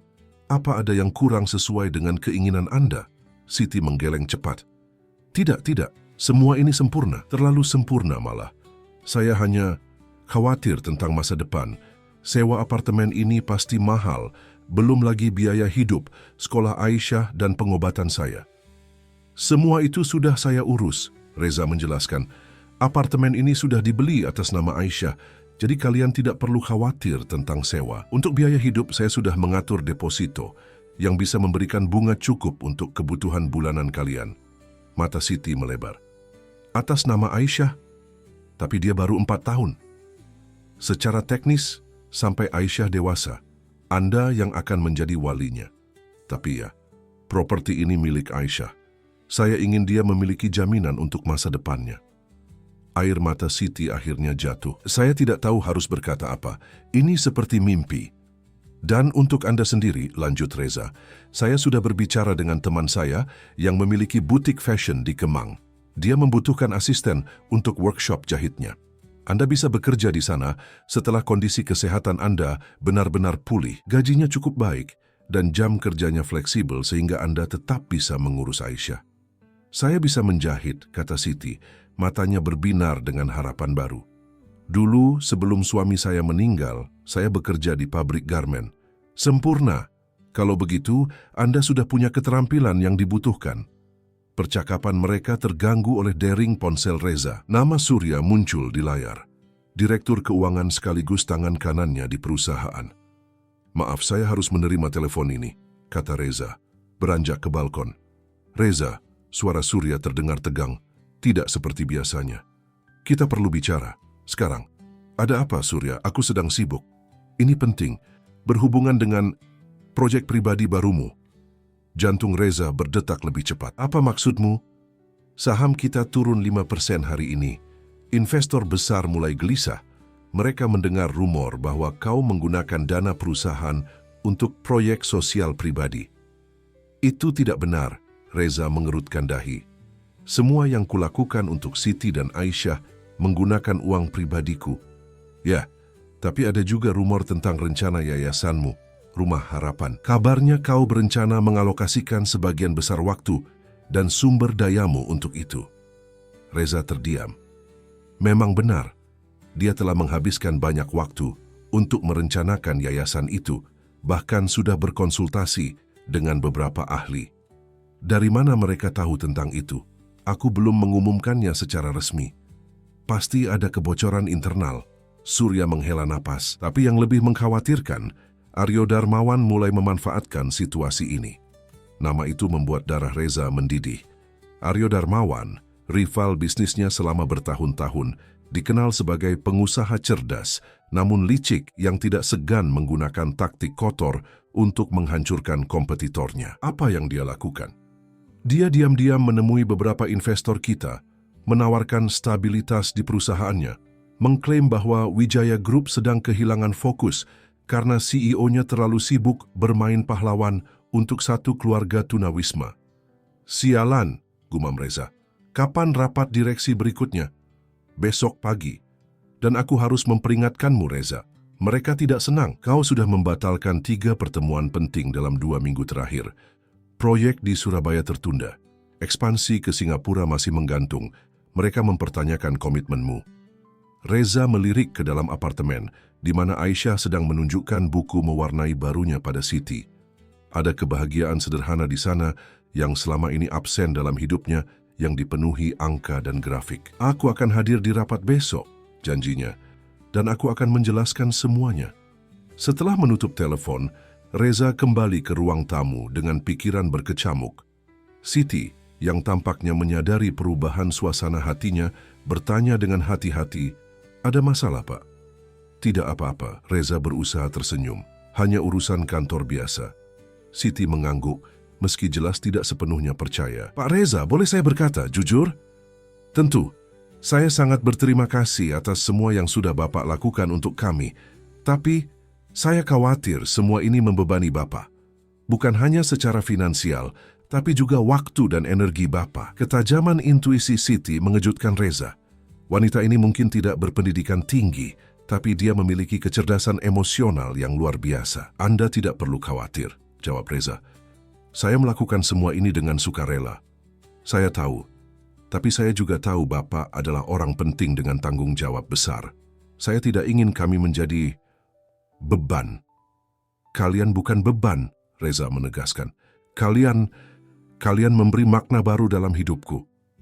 Suara tawa Aisyah dari kamarnya membuat keduanya menoleh. Gadis kecil itu sedang menata boneka-bonekanya di rak, menciptakan keluarga boneka dengan cerita imajiner mereka sendiri. "Dia sangat menyayangi Bapak," kata Siti pelan. "Selama di rumah singgah, dia terus bercerita tentang Om Reza dan semua petualangan mereka. Dari cara dia bercerita, saya tahu Bapak juga sangat menyayanginya." Reza mengangguk, tidak mampu menyangkal. Dia anak yang luar biasa. Bapak akan selalu menjadi bagian penting dalam hidupnya. Siti tersenyum lembut. "Dalam hidup kami." Kunjungan hari itu berakhir menjelang sore. Reza harus kembali ke kantornya untuk mempersiapkan rapat esok hari. Sebelum pergi, Aisyah memberikan pelukan erat dan janji untuk menunjukkan gambar baru saat Reza berkunjung lagi. "Hati-hati di jalan, Om Reza," kata Aisyah. "Besok main lagi ya?" "Tentu sayang." Reza mengacak rambut Aisyah dengan sayang, lalu beralih pada Siti. "Jika ada apa-apa, Anda bisa menghubungi saya kapan saja. Nomor saya sudah saya simpan di ponsel baru Anda." Siti mengangguk. "Terima kasih untuk segalanya." Dalam perjalanan ke kantor, Reza tidak bisa berhenti memikirkan situasi yang dihadapinya. Di satu sisi, ada kebahagiaan baru yang ditemukannya dalam hubungan dengan Aisyah dan Siti. Di sisi lain ada tanggung jawab besar yang telah dipegangnya selama bertahun-tahun, perusahaan yang dibangun ayahnya yang mempekerjakan ribuan orang yang menjadi warisan keluarganya. Kantor pusat Wijaya Group di Sudirman tampak sunyi saat Reza tiba. Sebagian besar karyawan sudah pulang. Hanya beberapa workaholic yang masih bertahan di depan komputer mereka. Reza langsung menuju ruang kerjanya di lantai 30, tempat Surya sudah menunggu dengan setumpuk dokumen. "Laporan lengkap tentang kerusakan yang sudah terjadi," kata Surya tanpa basa-basi, mendorong folder tebal ke arah Reza, "dan proyeksi ke depan jika situasi tidak segera ditangani." Reza membuka folder itu, mengamati grafik dan angka yang menunjukkan tren negatif. Seburuk inikah? Untuk saat ini masih dalam batas normal fluktuasi pasar, tapi jika rumor terus berkembang dan kepercayaan investor menurun, Surya tidak perlu menyelesaikan kalimatnya. Keduanya tahu betul konsekuensinya. "Siapa yang kau curigai sebagai sumber kebocoran?" Surya mengangkat bahu. "Sulit dipastikan, tapi beberapa minggu ini kau memang tidak terlalu hati-hati. Kau membicarakan rencana yayasan itu dengan banyak orang, arsitek, konsultan hukum, bahkan beberapa NGO. Berita menyebar cepat di Jakarta." Reza mengangguk.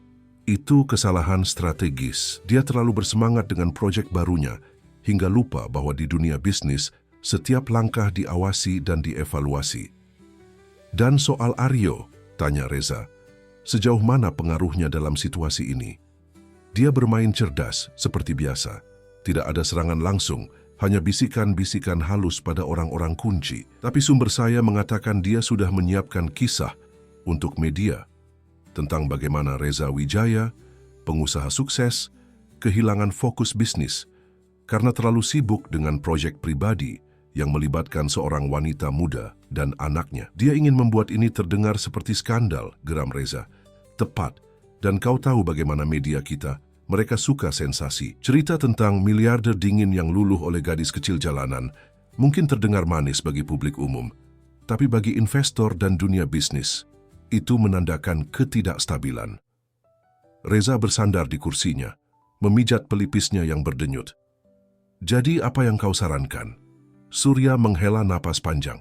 Sebagai direktur keuangan, aku harus mengatakan, fokus kembali pada bisnis. Tunda proyek yayasan itu. Kurangi keterlibatan personalmu dengan keluarga ini. Mungkin pertimbangkan untuk tetap membantu mereka secara finansial, tapi jaga jarak emosional. Dan sebagai teman, Reza menatap Surya lekat-lekat. Sebagai teman, Surya tampak ragu. Aku ingin kau bahagia, Reza. Dan sejujurnya, aku belum pernah melihatmu sebahagia 2 minggu terakhir ini. Ada cahaya di matamu yang tidak pernah ada sebelumnya. Tapi aku juga khawatir tentang risikonya. Bukan hanya untuk bisnismu, tapi juga untuk hatimu. Apa maksudmu? Kau terlibat secara emosional dengan anak ini. Sangat terlibat. Tapi pada akhirnya, dia bukan anakmu. Dia memiliki ibu kandung yang jelas sangat menyayanginya. Hubungan kalian, bagaimanapun spesialnya, tetap memiliki batasan. Aku takut kau akan terluka jika terlalu jauh mengikuti jalan ini. Kata-kata Surya menghantam Reza dengan kekuatan yang tidak dia antisipasi. Ada kebenaran pahit di sana yang belum berani dia akui pada dirinya sendiri. Aisyah memang bukan anaknya, tidak akan pernah menjadi anaknya. Rapat besok dimulai jam 9 pagi, Surya berdiri, bersiap pergi. Persiapkan dirimu, Reza. Dewan direksi tidak akan lembut. Mereka menuntut jawaban dan rencana konkret. Setelah Surya pergi, Reza duduk lama di ruang kerjanya yang sunyi. Di meja kerjanya terpajang foto-foto formal dengan berbagai tokoh penting, presiden, menteri, pengusaha top dunia. Simbol-simbol kesuksesan yang selama ini menjadi ukuran hidupnya. Tapi kini semua itu terasa hampa dibandingkan dengan gambar sederhana buatan Aisyah yang dia simpan di laci mejanya, gambar keluarga yang membuat hatinya terasa hangat. Ponselnya berdering menampilkan pesan dari Siti. Aisyah sudah tidur, tapi dia ingin mengirimkan ini untuk Om Reza. Sekali lagi terima kasih untuk segalanya hari ini. Pesan itu diikuti foto Aisyah memeluk boneka beruang coklat, tersenyum lebar dengan giginya yang kecil. Reza menatap foto itu lama, sementara pertanyaan besar berputar di kepalanya. Apa yang sebenarnya dia inginkan dalam hidup ini?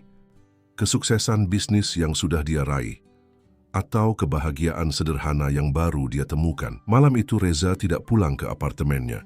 Dia tertidur di sofa ruang kerjanya, dengan foto Aisyah masih terbuka di ponselnya dan mimpi tentang pilihan-pilihan sulit yang menunggu di depan. Pagi-pagi sekali, Reza sudah bangun dan bersiap-siap untuk rapat. Dia mengenakan setelan terbaiknya, memastikan penampilannya sempurna seperti biasa. Tapi ada yang berbeda hari ini. Di saku jasnya, dia menyelipkan gambar kecil dari Aisyah, sumber kekuatan tak terduga. Ruang rapat di lantai 30 sudah penuh saat Reza memasuki ruangan.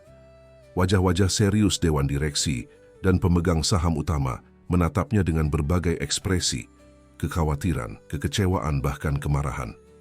Selamat pagi Bapak dan Ibu sekalian, sapa Reza, mengambil posisi di kepala meja. Terima kasih sudah hadir di rapat penting ini. Langsung saja Reza, potong Pak Hendro, pemegang saham tertua dan paling dihormati. Kami semua di sini khawatir dengan arah perusahaan belakangan ini. Atau lebih tepatnya, dengan arah yang kau ambil secara pribadi. Reza mengangguk. Saya mengerti kekhawatiran Bapak dan Ibu sekalian, dan saya di sini untuk menjelaskan semuanya. Selama 2 jam berikutnya, rapat berjalan intens. Reza menjelaskan dengan detil situasi yang dia hadapi, membantah rumor-rumor yang beredar, dan menegaskan komitmennya pada perusahaan. Tapi dia juga tidak menyembunyikan rencana barunya, mendirikan yayasan untuk membantu keluarga tunawisma, terinspirasi dari pengalamannya dengan Aisyah dan Siti. Jadi kau memang berencana membagi fokusmu? Tanya Ibu Lina, direktur operasional dengan nada skeptis. Saya berencana memperluas visi saya, koreksi Reza. Wijaya Group selalu menjadi prioritas utama saya, tapi saya juga melihat peluang untuk berkontribusi lebih pada masyarakat, yang pada akhirnya juga akan menguntungkan citra perusahaan kita. Ini bukan tentang CSR biasa, Reza, Pak Hendro menggeleng.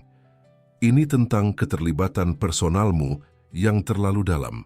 Kami mendengar kau menghabiskan jutaan untuk satu keluarga tunawisma, bahkan membeli apartemen atas nama anak itu. Itu jauh melampaui bantuan amal normal. Saya menggunakan uang pribadi saya, Reza menegaskan. Tidak 1 rupiah pun dana perusahaan yang saya gunakan untuk hal ini. Tapi kau menggunakan waktu dan energimu, sanggah direktur lain. Waktu dan energi yang seharusnya diinvestasikan untuk perusahaan ini. Perdebatan terus berlanjut, semakin panas. Ada yang mendukung visi baru Reza, melihatnya sebagai evolusi positif dari citra perusahaan. Tapi lebih banyak yang skeptis, khawatir ini hanya fase emosional temporer yang akan merugikan di jangka panjang. Ketika rapat mencapai titik kritis, ponsel Reza bergetar. Dia mengabaikannya, tapi getaran terus berlanjut, tanda panggilan darurat. Akhirnya, dia meminta izin untuk memeriksa sebentar. Nama Siti muncul di layar. Dengan permintaan maaf singkat, Reza melangkah keluar ruangan. Bu Siti, ada apa? Pak Reza, maaf mengganggu. Suara Siti terdengar panik. Aisyah, dia demam tinggi sejak semalam. Saya sudah bawa ke klinik terdekat, tapi dokter menyarankan untuk memeriksanya lebih lanjut di rumah sakit besar. Dia terus menanyakan Om Reza.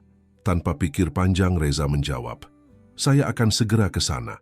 Bawa dia ke rumah sakit Menteng. Saya akan menelepon Dr. Ratna untuk menanganinya. Ketika kembali ke ruang rapat, wajah Reza sudah berubah. Maaf, saya harus pergi sekarang. Ada keadaan darurat. Lihat, Pak Hendro menggelengkan kepala. Inilah yang kami khawatirkan. Rapat penting ditinggalkan begitu saja untuk urusan pribadi. Reza berhenti di ambang pintu, berbalik menghadapi dewan direksi dengan tatapan tegas. Bapak dan Ibu sekalian, selama 10 tahun terakhir, saya telah mendedikasikan setiap detik hidup saya untuk perusahaan ini. Saya melewatkan liburan, hubungan personal, bahkan waktu untuk berduka atas kematian orang tua saya. Hasilnya Wijaya Group tumbuh 3 kali lipat di bawah kepemimpinan saya. Ruangan menjadi hening. Tapi apa artinya semua itu jika hidup saya sendiri kosong? Apa gunanya kekayaan dan kekuasaan jika tidak ada kebahagiaan sejati? Reza menatap satu persatu anggota dewan. Aisyah dan ibunya membuka mata saya tentang apa yang benar-benar penting dalam hidup. Dan jika kalian tidak bisa menerima bahwa CEO kalian juga seorang manusia dengan hati dan jiwa, mungkin inilah saatnya kita berpisah jalan.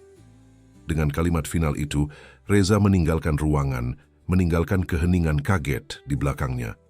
Apapun konsekuensinya nanti, dia tahu satu hal dengan pasti, dia tidak akan lagi mengorbankan kebahagiaan personal demi ambisi bisnis semata. Karena pada akhirnya, keberhasilan sejati tidak diukur dari berapa banyak yang kita miliki, tapi dari berapa banyak yang kita berikan dan berapa banyak hati yang kita sentuh. 6 bulan telah berlalu sejak hari bersejarah itu, hari ketika Reza meninggalkan rapat direksi untuk menemani Aisyah yang sakit di rumah sakit, hari yang mengubah segalanya. Hari ini langit Jakarta cerah tanpa awan, seolah ikut merayakan momen penting dalam hidup Reza. Di Taman Luas Kemang, sebuah panggung sederhana namun elegan telah disiapkan, dihiasi bunga-bunga segar dan pita berwarna pastel. Di depan panggung sekitar 100 kursi disusun rapi, sebagian besar sudah terisi oleh tamu undangan. Keluarga tunawisma yang kini mendapatkan kesempatan baru, relawan, dokter, pekerja sosial, dan beberapa wajah familiar dari dunia bisnis Jakarta. Gugup? Tanya Surya, yang berdiri di samping Reza di belakang panggung. Sedikit, akui Reza, merapikan dasinya untuk kesekian kali. Aku tidak pernah membayangkan akan berada di posisi ini 6 bulan lalu.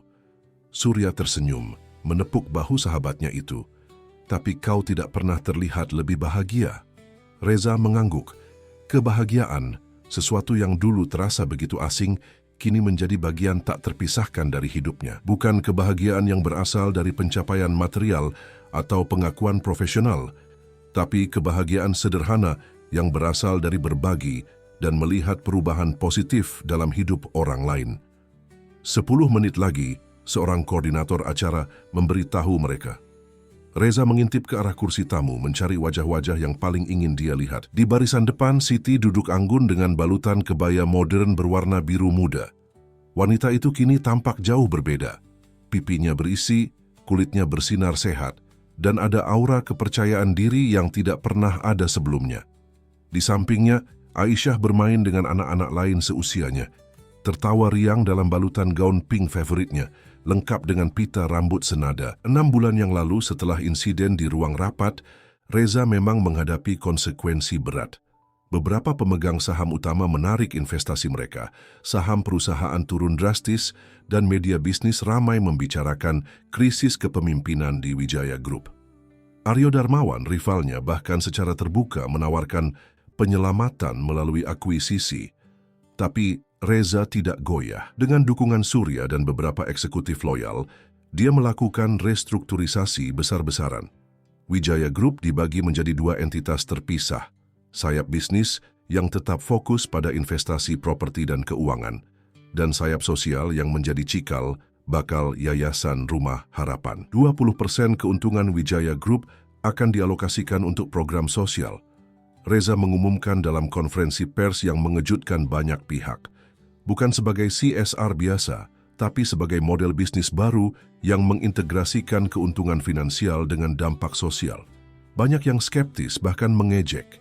Idealis naif, begitu mereka menyebut Reza, tapi perlahan hasil mulai terlihat. Program pertama Yayasan Rumah Harapan, rehabilitasi rumah-rumah kosong menjadi tempat tinggal sementara. Bagi keluarga tunawisma, mendapat perhatian luas. Cerita sukses mulai bermunculan, media sosial dipenuhi kisah inspiratif, dan tak disangka, citra Wijaya Group justru membaik. Investor baru yang tertarik dengan model bisnis berkelanjutan mulai berdatangan. Pemerintah Kota Jakarta menawarkan kerjasama untuk memperluas program. Bahkan beberapa perusahaan multinasional menyatakan minat untuk mengadopsi model serupa. Sudah waktunya, koordinator acara memberi tanda. Reza menarik napas dalam, melangkah ke panggung diiringi tepuk tangan meriah. Di belakangnya, sebuah bangunan baru yang dibangun dalam waktu rekor 6 bulan berdiri megah. Pusat Komunitas Rumah Harapan pertama yang akan menjadi tempat pelatihan keterampilan, klinik kesehatan, dan pusat pendidikan anak usia dini. Selamat siang dan terima kasih atas kehadiran Bapak, Ibu, dan anak-anak sekalian dalam peresmian Pusat Komunitas Rumah Harapan. Reza memulai pidatonya. Hari ini adalah hari yang sangat istimewa, bukan hanya bagi saya pribadi, tapi bagi semua keluarga yang akan mendapatkan kesempatan baru melalui fasilitas ini. Reza menceritakan secara singkat perjalanan 6 bulan terakhir. Tantangan, keraguan, tapi juga harapan dan keajaiban kecil yang dia saksikan. Dia berbicara tentang perubahan paradigma dalam bisnisnya, tentang nilai-nilai baru yang kini menjadi kompas hidupnya. Tapi semua ini tidak akan terjadi tanpa seorang gadis kecil yang saya temukan di dalam kardus 6 bulan lalu. Suara Reza sedikit bergetar. Aisyah, maukah kamu bergabung dengan Om di sini? Aisyah, yang kini sudah berusia hampir 5 tahun, berlari kecil ke panggung dengan senyum lebar. Reza membungkuk, mengangkat gadis itu ke dalam gendongannya. Aisyah mengajarkan saya tentang makna sesungguhnya dari kehidupan, lanjut Reza, bahwa kebahagiaan tidak ditemukan dalam akumulasi kekayaan atau kekuasaan, tapi dalam hubungan tulus dengan sesama manusia. Bahwa nilai seseorang tidak diukur dari apa yang dia miliki, tapi dari apa yang dia berikan. Siti, yang duduk di barisan depan, tidak bisa menahan air matanya. 6 bulan terakhir telah mengubah hidupnya dan Aisyah secara drastis. Dengan bantuan Reza, Siti kini tidak hanya pulih dari TBC, tapi juga telah menjadi koordinator program jahit di Rumah Harapan, mengajarkan keterampilan pada ibu-ibu tunawisma lainnya. Aisyah sendiri kini bersekolah di TK berkualitas, tumbuh sehat dan ceria. Pusat komunitas ini akan menjadi rumah kedua bagi banyak keluarga, Reza melanjutkan. Tempat di mana anak-anak bisa bermain dan belajar dengan aman, di mana ibu dan ayah bisa mendapatkan keterampilan baru, di mana kesehatan dijaga dan martabat dijunjung tinggi. Aisyah, yang masih dalam gendongan Reza, tiba-tiba mengambil mikrofon. Dan namanya adalah Istana Tanpa Pintu. Serunya dengan suara kecil yang lantang, membuat semua hadirin tertawa dan bertepuk tangan. Reza menatap Aisyah dengan kaget. Istana tanpa pintu? Iya, karena semua orang bisa masuk, jelas Aisyah polos. Tidak seperti istana sungguhan yang pintunya tertutup. Kearifan sederhana dari mulut anak kecil itu membuat semua yang hadir terharu. Reza memeluk Aisyah erat, berbisik di telinganya. Itu nama yang sempurna, sayang. Jadi, dengan bangga saya mengumumkan peresmian pusat komunitas pertama kita, Istana Tanpa Pintu. Reza mengumumkan, mengangkat tangan Aisyah ke udara bersama tangannya. Tepuk tangan meriah memenuhi area taman. Reza dan Aisyah turun dari panggung, bergabung dengan Siti untuk upacara pemotongan pita sebagai sebuah keluarga. Bukan dalam artian konvensional, tapi dalam ikatan kasih yang bahkan lebih kuat dari hubungan darah. Setelah acara formal berakhir dan para tamu mulai berkeliling melihat fasilitas baru, Reza, Siti, dan Aisyah duduk di bangku taman, menikmati es krim bersama. "Kamu hebat sekali tadi di panggung," puji Siti pada putrinya. "Aku tidak takut." Aisyah tersenyum bangga, mulutnya belepotan es krim stroberi. "Karena ada Om Reza." Reza mengusap kepala Aisyah dengan sayang. "Om yang harusnya berterima kasih padamu, Aisyah. Kamu sudah mengubah hidup Om." Siti menatap Reza dengan senyum lembut. "Kamu tahu Aisyah selalu bertanya kapan kita akan tinggal bersama Om Reza lagi." Reza tertegun. Meski mereka sering bertemu, Reza mengunjungi apartemen Siti dan Aisyah setidaknya 2 kali seminggu dan kadang membawa mereka ke berbagai tempat di akhir pekan. Tapi memang tidak seperti dulu saat mereka tinggal bersama selama 2 minggu itu. "Dia masih sering merindukan apartemen tinggi, Om," lanjut Siti. "Terutama saat kita main puzzle di karpet ruang tamu." "Aku juga merindukan saat-saat itu," aku Reza jujur. Keheningan nyaman menyelimuti mereka sejenak, hanya diisi oleh suara Aisyah yang menikmati es krimnya dengan serius. "Sudah 6 bulan, kata Siti akhirnya. "Banyak sekali yang berubah." Reza mengangguk. "Kehidupanmu dan Aisyah lebih stabil sekarang. Kamu punya pekerjaan tetap, Aisyah sekolah di tempat bagus. Kalian aman. Dan kamu? Bagaimana perasaanmu setelah semua perubahan besar ini?" Reza menatap langit Jakarta yang cerah. "Jujur, awalnya berat. Melepaskan sebagian kendali atas perusahaan, menghadapi kritik dan keraguan. Memulai sesuatu yang sama sekali baru, tapi aku tidak pernah merasa lebih hidup dari sekarang." "Kamu telah mengubah hidup banyak orang." Siti memandang ke arah keluarga-keluarga yang kini berkeliling di pusat komunitas dengan wajah penuh harapan. "Bukan hanya kami. Kalian yang mengubah hidupku lebih dulu," balas Reza. "Terutama gadis kecil ini." Dia mencolek hidung Aisyah yang langsung tertawa. "Om Reza," panggil Aisyah tiba-tiba, "aku punya rahasia." "Oh ya, rahasia apa?" Aisyah mendekat, berbisik keras di telinga Reza. "Aku ingin Om Reza jadi papaku." Kata-kata polos itu membuat Reza membeku. Dia menatap Aisyah, lalu pada Siti yang wajahnya kini memerah. "Aisyah," tegur Siti malu, "itu tidak sopan. Tapi Mama sendiri yang bilang Om Reza baik seperti Papa." Aisyah membela diri dengan polos. "Mama bilang Om Reza lebih baik dari papa-papa lain." Wajah Siti kini semakin merah. "Aisyah, sudah, habiskan es krimmu." Reza masih terdiam, mencerna kata-kata Aisyah dan reaksi Siti.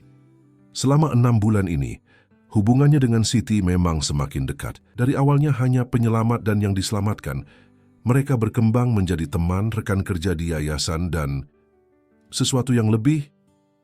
Reza tidak pernah berani mengakuinya, takut akan kompleksitas situasi mereka.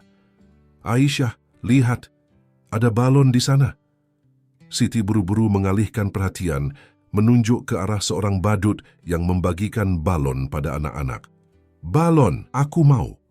Aisyah melompat dari bangku, berlari kecil ke arah kerumunan anak-anak, meninggalkan Reza dan Siti dalam keheningan canggung.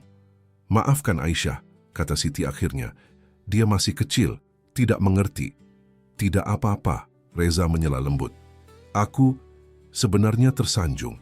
Mereka kembali terdiam, masing-masing tenggelam dalam pikiran sendiri. Reza menatap Siti dari sudut matanya. Wanita muda yang telah melalui begitu banyak perjuangan, namun tetap memiliki kekuatan dan keanggunan yang luar biasa. Dalam 6 bulan bekerja bersama, Reza semakin mengagumi kecerdasan, ketulusan, dan ketangguhan Siti. Tapi dia selalu menjaga jarak, tidak ingin memanfaatkan posisinya atau membuat Siti merasa berutang. "Siti," panggil Reza akhirnya, "boleh aku bertanya sesuatu?" "Tentu. Apakah kamu bahagia sekarang dengan kehidupanmu dan Aisyah saat ini?" Siti tersenyum lembut. "Sangat bahagia. 6 bulan lalu, aku bahkan tidak berani bermimpi akan hidup seperti ini. Tempat tinggal yang nyaman, pekerjaan yang aku sukai, Aisyah yang sehat dan bersekolah. Semua ini seperti keajaiban." "Aku senang mendengarnya," Reza mengangguk. Tapi apakah ada sesuatu yang masih kurang? Siti menatap Reza lekat-lekat, seolah mencari keberanian untuk menjawab pertanyaan itu dengan jujur. Mungkin ada satu hal. Akhirnya dia bersuara. Aisyah sangat menyayangimu, Reza. Dia selalu bertanya kapan kamu akan datang. Kapan kalian bisa bermain puzzle lagi? Kapan kalian bisa membaca cerita bersama lagi?